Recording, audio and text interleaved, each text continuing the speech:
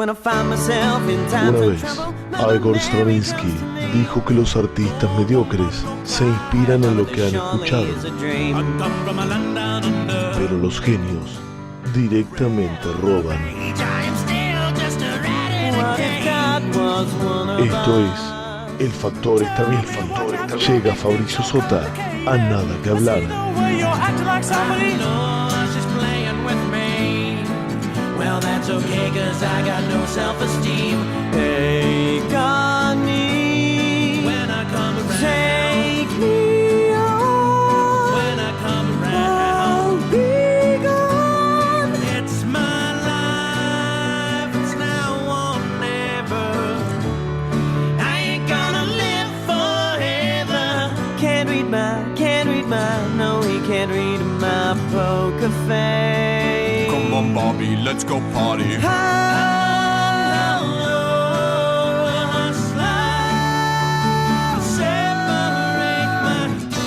Enjoy yourself.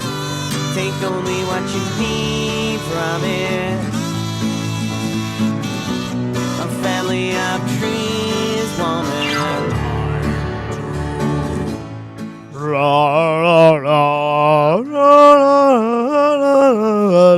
Me parece que es la que es do, sol, re, la, que aparece en todos los temas. Y hay un muy buen stand-up que tienen que buscar, que es sobre el canon en re menor de Pachelbel y cómo aparecen todos los temas. Y el tipo toca, no sé, No Woman No Cry, Basket Case, 10, 15 temas enganchaditos, así que tienen todos exactamente la misma base.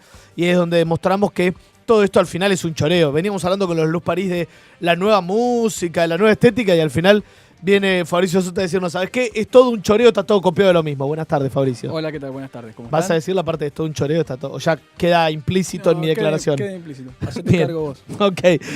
Tengo un problema. ¿Cuál es? ¿Estamos complicados? ¿Se escucha? ¿No se escucha? No se escucha. Ah, qué bien. Bueno, no importa. Bueno, rompimos todo. Para lo que hay que escuchar. Sí, la verdad que...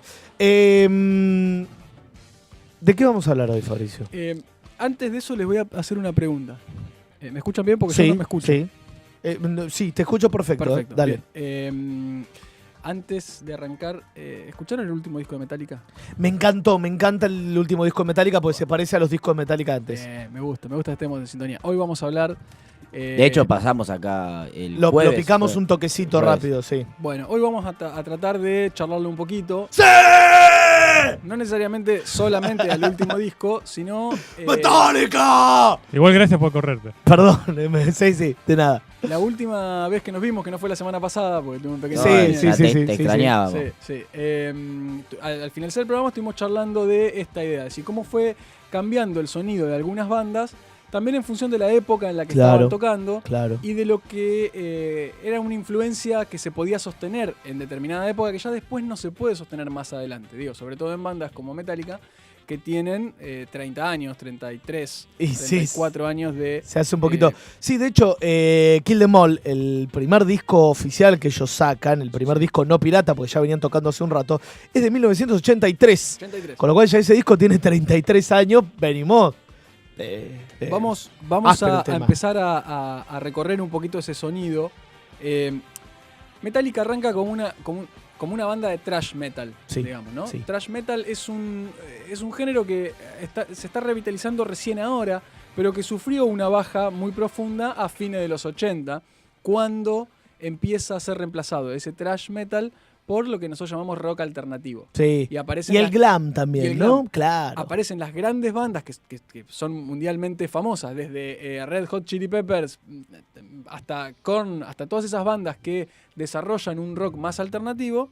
Y en los 90 el thrash metal, incluso excepto para un gueto muy reducido de fanáticos, no cuentan. Empieza a perder lugar en la música, sobre todo en lo que llamamos mainstream, ¿no? Que es algo que después le van a criticar mucho a... Es lo que aparece en la radio, va.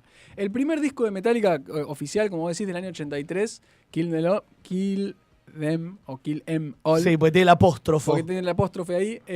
Arranca con esta canción, mirá.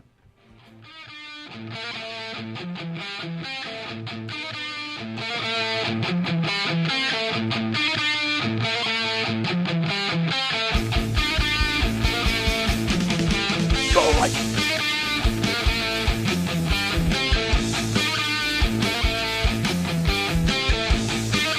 Yo me preguntaba una cosa, ¿no? Es decir, ¿cómo podemos hablar de la influencia de una banda que con el tiempo influenció a todo el mundo? Es decir, totalmente. El rock no es lo mismo después de Metallica. Sin embargo, ellos reconocen algunas influencias y hacen sencilla esta columna porque de hecho grabaron un disco con sus influencias. Sí, que son, claro.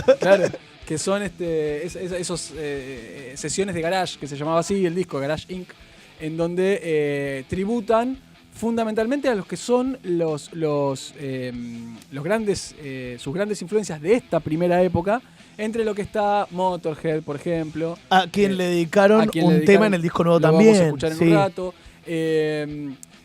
Está Queen. Hay una estética. Está Queen, a que también vamos a escuchar en un rato. Bien. Bob Saget. Algo que no vamos a escuchar en un rato es cierta influencia de Ozzy Osbourne y Black Sabbath.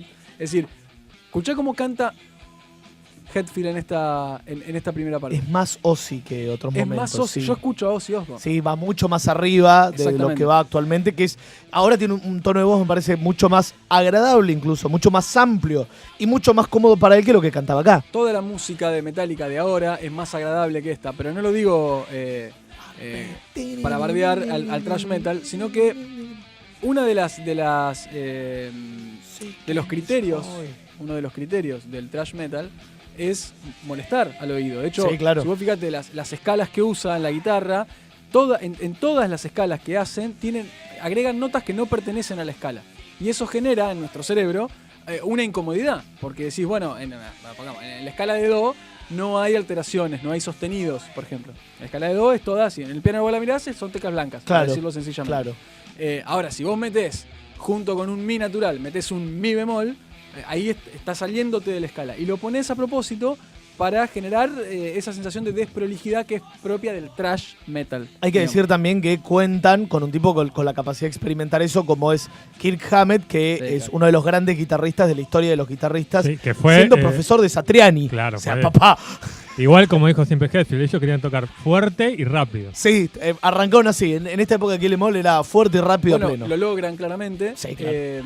Y son discos que, si bien yo creo que soportan el paso del tiempo, por lo menos a los que no somos escuchas de esta época de Metallica, porque, a ver, muchos de los que nos están escuchando, incluido yo mismo, entramos a Metallica en la segunda parte de Metallica. Es decir, el disco negro. Después, claro, en 1991 con el disco negro, o incluso llegamos un poquito a Master of Puppets, pero no de mediados de los 80, pero la idea mental que nosotros tenemos de Metallica es la de Enter Sandman, por ejemplo. Claro, digamos, sí, ¿no? totalmente. De la época del disco negro, que es muy celebrado por el gran público y muy criticado por el gueto que escuchaba Metallica antes de ese cambio de lírica que después va a reforzar en los discos Load y Reload. Yo creo que está mal eso, el rechazo. Hay que reconocer que son grandes discos todos. Sí. Y después te puede gustar más uno o el otro, pero el disco negro es buenísimo.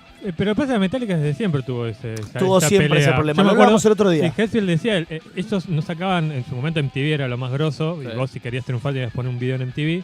Y me acuerdo que ellos nunca habían hecho un video hasta que hacen en Justice for All, hacen One. Y dice Hetfield que en un recital salen ellos. Le firmaron autógrafos a los fanáticos y dice que un fanático le escupió y le dijo, nos traicionaste. Chabón se quedó como diciendo... Te vendiste, hiciste un video, le dice el tipo. Claro, se quedó muy... Y cuando se cortan el pelo también fue como una revolución. Sí. Claro. Yo me acuerdo. La sensación de traición está muy presente en el público original, en el de Kill Them All. Kill Them All, claro. Sí. En The Ride the Line, vamos con el segundo disco. Claro, vamos con el segundo directamente. Es más fácil de mencionar. O en el de Master of Puppets, que es más fácil todavía. Toda el escucha original de Metallica se aparta o se enoja o pelea porque no deja de gustarle también, qué sé yo. Pero claro, pasamos de escuchar Master of Puppets o el tema que estábamos escuchando recién, Seek and Destroy, y escuchamos, por ejemplo, la apertura de Enter Sandman, digamos, ¿no? Que así arranca el álbum negro de 1991.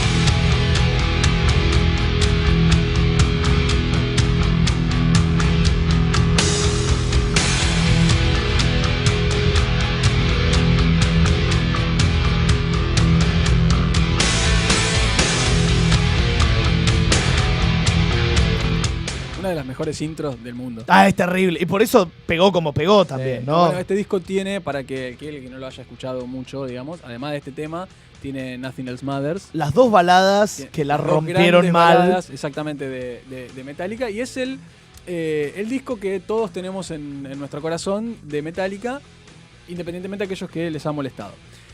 Acá empieza el cambio que hace Metallica en los 90. ¿Por qué? Porque empieza a cuidar el sonido. Ya esas escalas que yo te comentaba hace un rato, en donde se buscaban disonancias, mucho corte, una percusión extremadamente rápida, ¿no? Ahí tocando a doble bombo a toda velocidad, Ulrich.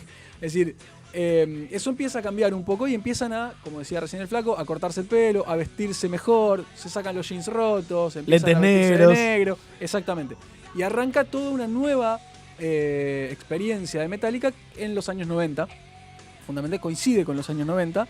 Y se toman cada vez más tiempo entre disco y disco. Si bien la discografía de Metallica, además de los 9 discos de estudio que tiene, 10, este es el 10º, creo. Sí, este es el 10º. Este es el 10º. Tiene un montón de discos en vivo, sí. Los discos de garage, todo este tipo de cosas que hacen que tengan un montón de discos. Pero entre disco y disco de estudio empiezan a tomarse cada vez más años. ¿Sí? Tenían el Live Shit and Purge, que creo que lo sacaron antes de Garage Inc., que era toda la discografía, la tocaron de corrido, en vivo, toda la discografía completa grabada en un disco. Enfermos, 9 horas duraba el recital. Terrible. Lo que pasa es que son en vivo, yo nunca los vi en vivo, pero te deben amasijar la cabeza. Sí, o sea, 2 veces tuve que volver las entradas porque me compré las entradas y no pude ir, así que está todo mal con Metallica en vivo, no lo pude ver nunca. Puedes escribir un blog, al menos que hable de desgracias antes de los shows, digamos, ¿no? Siempre. Yo no fui a ver a Metallica. Pero ¿vos habías comprado la entrada conmigo, la primera? No, la que Juan lo tuvo que ir a buscar la devolución. No. Por suerte. En fin, sí. Qué amargura. No más. Bueno, vos sabés que una de las particulares de este tema cuando lo hacen en vivo, Kirk Hammett toca, de lo que uno está escuchando, el arpegio y el punteo todo al mismo tiempo. Con el meñique toca el punteo y con el resto de los dedos el arpegio, y Hetfield hace un mi menor en la guitarra. Sí, negro, podría saberlo yo, vos viste, se está desangrando el otro lado tuyo. Mi menor. Andate a la parió.